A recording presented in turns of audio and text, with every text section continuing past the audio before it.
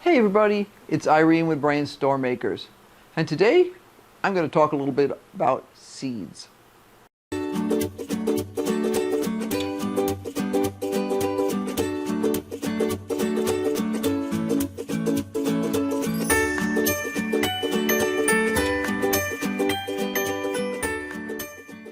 Now, if you've been following us for a little bit, you know that we have started some seeds both in the dining room and in the greenhouse. And the other day I did a little show on how I was starting some broccoli and cabbage and things like that in the dining room. I used a nice Hoss Tools seed starting setup, got that all going. I'm just using one of the trays right now because I wanted to just do a small quantity. I didn't want to go crazy. Basically all of my plants that are in the cabbage family, the brassicas, have all come up now. The only thing that hasn't come up is the lettuce, but the lettuce usually takes a little bit longer. For some reason, sometimes it could just be fussy or two, so we'll see what happens with that. But I'm really happy with the brassicas. It's a great start. I'm going to be watching them carefully to see when I need to pot them up and all that sort of stuff. I actually wound up with more plants than I planned on, but that's normal because they're such small, especially some of them they're such small seeds. It's hard to just, unless you're going to sit there and like take a chopstick or something and literally get one seed in each thing, and I just don't do that. But it means I'll have a few more than I planned on, but it kind of works out in the long run. I've also started 3 pots of seeds in the greenhouse. I would not expect them to come up yet because they're not heated and we're in the middle of another snowstorm. So it'll take a little while for them to come up, but I've been watering them every day or so, and I have all of the pots covered with plastic to help retain the water and also a little bit of the heat. So I expect that fairly soon we should see some things poking up there. I've got radishes, kohlrabi, and something else. Radishes, kohlrabi, and what the heck else did I plant? That's bad. I can't remember. Let me look him up.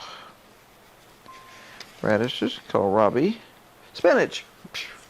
Of course, I should know better. We love spinach. We love fresh spinach, and we almost always pick it as little bitty baby leaves and make salads out of it. So I have a whole 10-gallon pot of that, and then 2 different kinds of radishes in a 10-gallon pot, and then another pot that's full of kohlrabis. I think I've got like 16 kohlrabis planted now. Probably extra more because I probably accidentally dropped an extra seed or 2 in there, but that'll be fine. What I want to talk about today is every once in a while I get comments from people about saving seeds and the fact that they're just not particularly fussy about how they do their seeds and stuff. And what I have to say is, if it works for you, go with it. We save flower seeds. We save, in the past I've done dianthus, I've always do marigolds, I have done cosmos, I have done lavender mist, I have done just all kinds of flower seeds. I don't have a problem with that. Some of them work better than others. This year what we did in particular was we made a point of shaking flower seeds back into the beds where they are, so they'll just basically come up in the spring by themselves. It means they'll start slower than if I grew a bunch of seedlings, but sometimes they are a little sturdier. Maybe it's because only the sturdy ones come up. Maybe because they come up a little later and the mice are less likely to eat them because early, if you plant a bunch of stuff out, you're putting out the honey buffet that's out there sometimes. There's not a lot growing yet and they just go, ooh, wow, new seedlings. I think I'll eat all those. So I don't know. I don't pretend to understand exactly all the mechanisms involved in that, but we've had very good success with that, and I have shared a lot of my marigold seeds.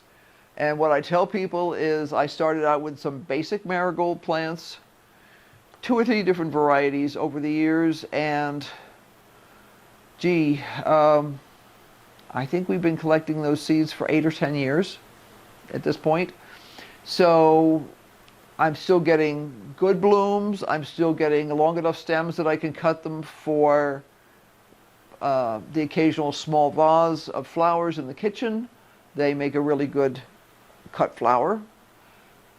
And I enjoy them. The variety that we've developed ourselves is probably not a perfect variety for some people because it tends to get tall. It'll get to be 3 feet tall sometimes if it's happy. And it'll get a little, you know, sort of like robust in the way it spreads out and takes over the planet. We don't care. We plant them where that's not a problem. And that's exactly what we're looking for, is a plant that will continue to produce flowers until it literally freezes to death in the fall.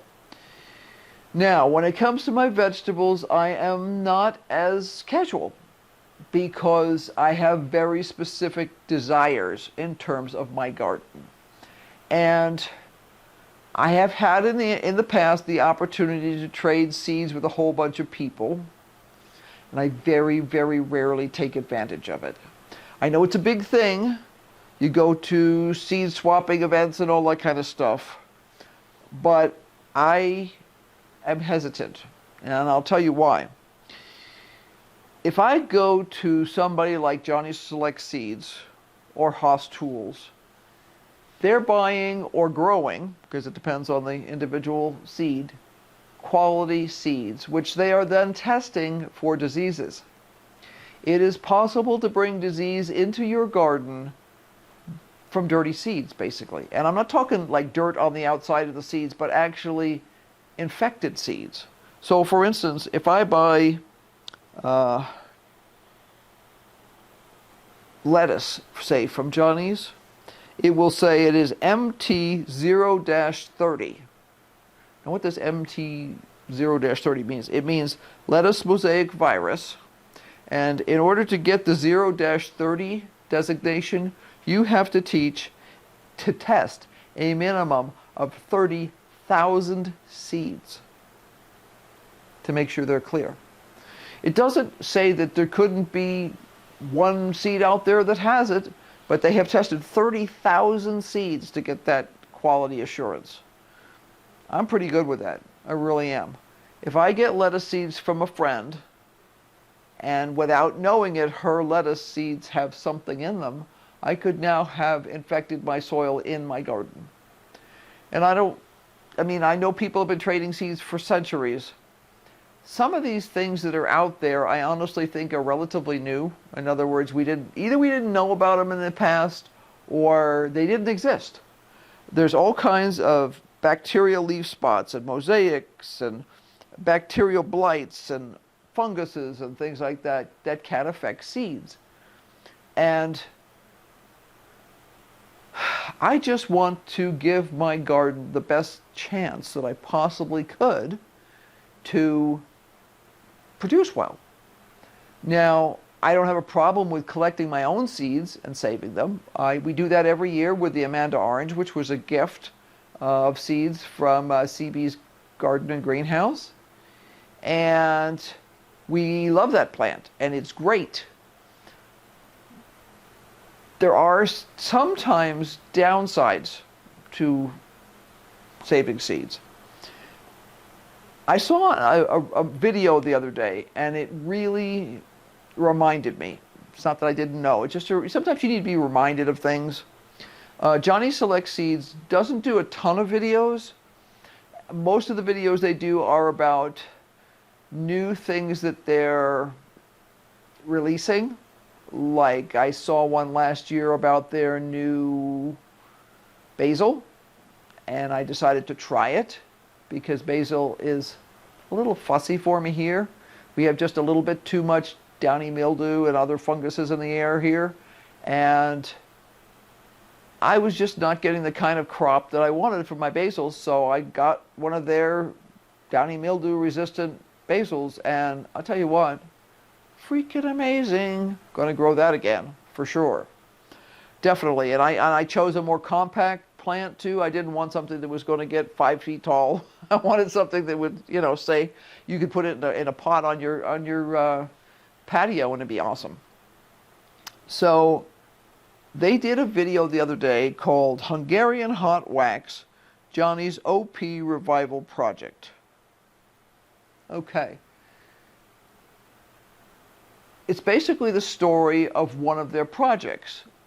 And they do on a bunch of different projects. They have people who work with them, local farms in the state of Maine. Johnny Select Seed is located in Albion, Maine, their headquarters. And they have a bunch of plots that they either own or that they rent in surrounding areas there to grow seed crops. They also purchase seeds from other growers, just like every single seed company out there does. So don't think that you're being superior because you're going to one or the other. Chances are extremely high that wherever you're going is buying seeds from somebody else. I don't know of any company that produces their own. It doesn't mean they couldn't be, but most companies that are selling direct to the public are buying from a larger commercial overlord who provides seeds. But Johnny's grows a lot of their own.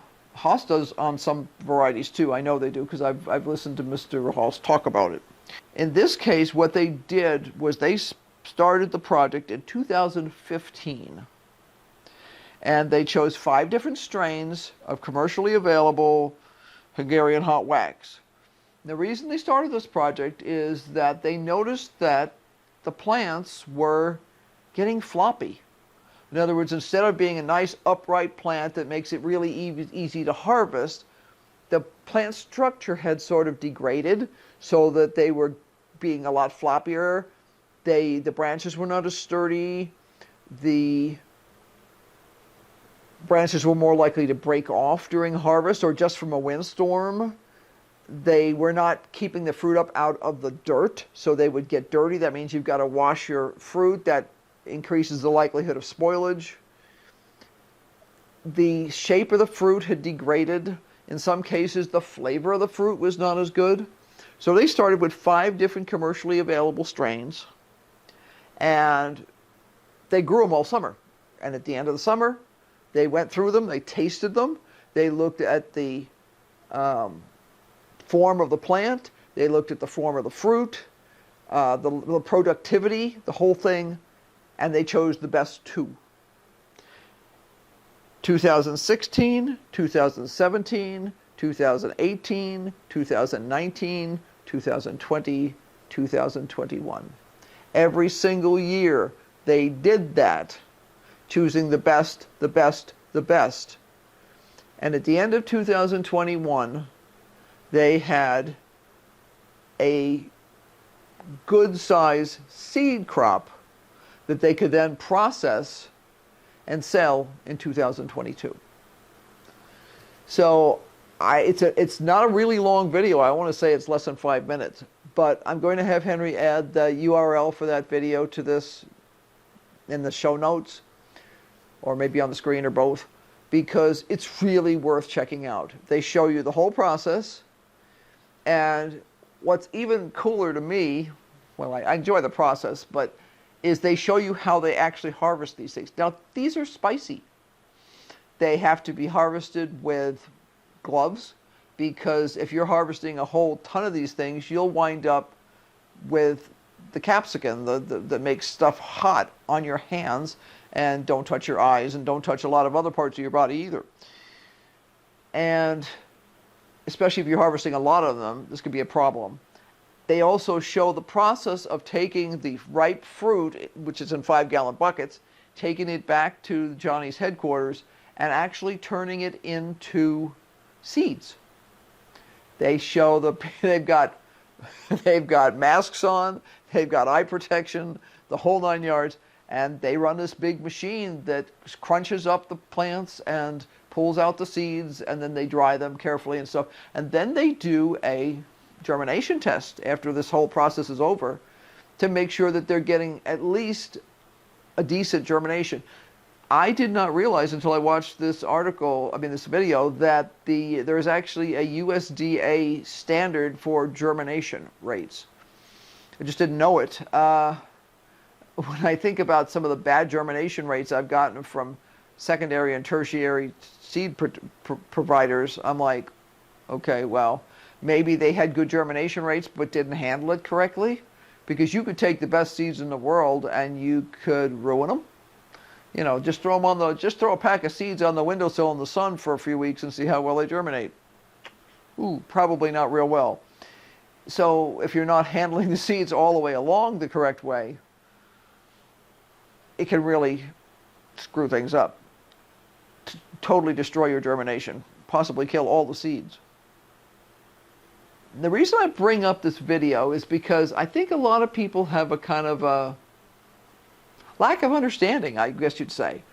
I had not seen this particular type of machine before. I had seen in a previous video that I watched of Johnny's, they were showing getting tomato seed. And that's a different process because they actually ferment the mush out of the tomatoes with the seeds in them, and then they separate the seeds out from the, and it's a big, I mean, it's a big machine with water and, oh, it looks totally messy. It's sort of a giant version of what we would do in the kitchen, fermenting seeds and then, you know, pulling them out and stuff like that. But they've got to do this and make them really clean. I mean, when people buy seeds, they don't want grungy seeds. They want nice, clean seeds that are going to germinate correctly and everything else.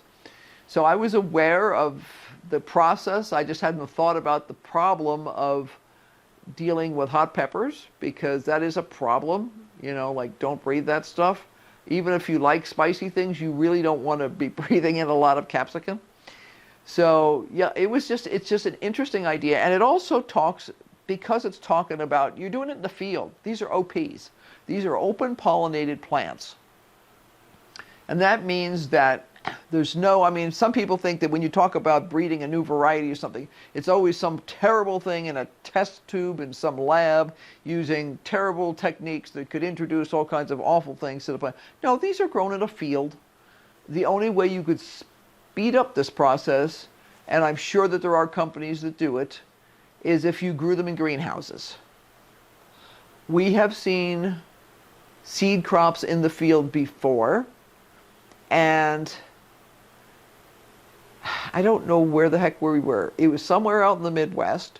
We were driving along on a side road, and we suddenly realized that this field of corn had had all the tassels, the male part that gives the pollen on top of the plant, cut off. And we realized they were going to come through and they were going to pollinate that field with some sort of a machine, I assume. You're not going to sit there with a paintbrush the way we would do in a small environment like a greenhouse. And that was going to make F1 cross hybrids. And it all made sense when I saw it, but I just never thought about it. I mean, it's just one of those, well, how do you do this? Well, you chop off all the tassels at the top so that you don't accidentally get that pollen in there, and then you bring in pollen from another source. Just something to think about. So, you know, locally when you're doing something, there are people who will breed their own colors of flowers and stuff using hand pollinating techniques where you take a paintbrush and you paint in the pollen. I have hand pollinated squash at the beginning of the season and sometimes at the end of the season, where you're getting, you know, you get one male flower and everybody else is females, and you're like, okay, we're going to fix this. And you take the pollen off that one male flower and you put it on all the squash flowers that you have that are female. You can do that with a paintbrush. It does work. And most of the time you'll get good enough pollination to get fruit, which is the whole point. I'm not there just to grow a lovely large squash plant, however wonderful that may seem. We don't eat squash plant leaves, so we're there for the fruit. But I wanted to point this video out because I think it's cool. I think it gives you an understanding of how many years these processes can take. I think it gives you an understanding of why seeds can be so expensive. There's a lot of handwork in these sort of things. There are seed companies out there that buy from very small growers, basically homesteaders, who are willing to grow seed crops for them. And as long as those seeds are being tested and processed correctly and all that kind of stuff, that's fine. But I'll be honest, I'm spending a lot of time, effort, fertilizer, compost, water to grow my veggies I want what I want. I experimented a couple of years ago with some new Haas flowers, Haas Tools flowers. I had been growing cosmos forever from various sources, and I tried a beautiful bright pink sort of towards fuchsia flower from Haas. Oh yeah. Oh yeah, I mean white cosmos is nice, but I tell you what, those pink ones are frigging gorgeous. They're amazing. Somebody spent the time to grow those. I have to admit there's times when I look at the price of seeds and I go, ouch. But I tell you what, when I look at those pink flowers, it's worth every dime, because some of those will breed through, some of those won't breed through. With things like bachelor buttons, for instance, which is cornflowers, also another name for them, I find that a batch of the flowers can have like an infinite collection of color patterns and colors. And that's cool, because you never know really what's going to pop up. Unfortunately, once in a while you get a boring white one, but in between all those boring white ones you get blues and pinks and mixes and all kinds of stuff. And I've never even thought about looking at the genetics of flowers on the cornflowers or bachelor buttons. But it's very cool. It's very cool. And sometimes I'm willing to pay to let somebody else do that. So I hope you enjoyed my ramblings on this. I will say that I did get outside yesterday. It was one of those totally dreary days. And I was feeling very cooped up. We had been having waves of snow coming through, but it was melting off at the end of each wave of snow. So, I want to say about 3 o'clock in the afternoon, we got this gap where the sun came out and there was no snow coming out of the sky, and the snow on the ground had melted off again. And I went and I cleared 2 of the flower beds. I cleared another long flower bed like the one that Henry and I had previously cleared and put cardboard on. And then I clear what we call our carrot bed, which is a central bed in the garden that has been, it's one of the oldest beds we have still remaining. It was originally designed for carrots and has been used extensively for carrots over the years, and therefore has accumulated this incredibly wonderful, full of compost soil, because carrots grow best in a soft soil. And I cleaned both of those beds. And I also managed to get a few more dead tomato plants out of the greenhouse. So that's not done, but it's getting there. So progress is happening. I'll have to get some pictures. It's snowing too hard right now. I was going to take a picture earlier, but I didn't get out. And right now it's snowing and sticking, so I'm not going out there. You'll have to wait for later. But we're making our early spring progress. I want those beds cleared in the gardens so that we can use them whenever we decide to use them. There's a bunch of cardboard that's currently stored in my studio that will be put on those beds because I want to keep the weeds from growing. So be sure to like, subscribe, and hit that notification bell, because obviously we are going to be doing tons more. So until next time, bye. And be sure to watch that Johnny's video, and be sure to brainstorm, because they sure are, and we are too.